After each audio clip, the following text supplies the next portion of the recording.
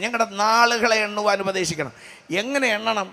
എത്ര പണമുള്ളവനായാലും പദവി ഉള്ളവനായാലും എത്ര ഉന്നതനായാലും പഠിച്ചവനോ പഠിക്കാത്തവനോ ആരായാലും ഞങ്ങളുടെ നാളുകളെ എണ്ണാൻ ഞങ്ങളെ ഉപദേശിക്കണമെന്ന് പറഞ്ഞാൽ എത്ര നാൾ നിങ്ങൾ എണ്ണും?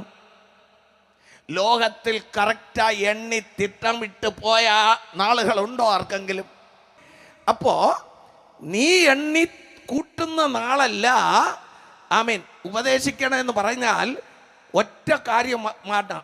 ബൈബിൾ പ്രകാരം നാളത്തെ ദിവസം നിനക്കുള്ളതല്ല. ഇത് എണ്ണാൻ ഉപദേശിക്കണമെന്നാണ്. നാളത്തെ ദിവസം നിനക്കുള്ളതല്ല. ഇന്ന് രക്ഷാദിവസം, ഇന്ന് സുപ്രസാദകാലം. നിന്റെ രക്ഷയ്ക്ക് വേണ്ടിയുള്ളത് ഇന്ന് നേടണം. നാളെ എന്നൊരു ദിവസം നിനക്ക് ദൈവം തന്നിട്ടില്ല.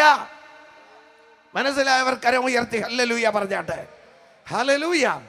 പക്ഷെ നാളെ ഒരു ദിവസം ദൈവം തരുമെങ്കിൽ ആ ദിവസവും നിന്നെ ജയമായി നടത്തുവാൻ എൻ്റെ ദൈവത്തിന് കഴിയും. ദൈവത്തിൽ ആശ്രയം വെച്ച് കർത്താവിനെ സ്നേഹിച്ച് വ്യവസ്ഥാപിതമായി ജീവിക്കുന്ന ഏതൊരു വ്യക്തി ആയാലും ശരി, നാളെ ഒരു ദിവസം നിനക്ക് കർത്താവ് തന്നാൽ നാളത്തെ ദിവസത്തെക്കുറിച്ച് കർത്താവ് നോക്കിക്കൊള്ളും. Hallelujah, hallelujah. പക്ഷേ ഇന്നാണ് നിനക്കുള്ള ദിവസം, അത് ഇപ്പോഴാണ് നിനക്കുള്ള ദിവസം.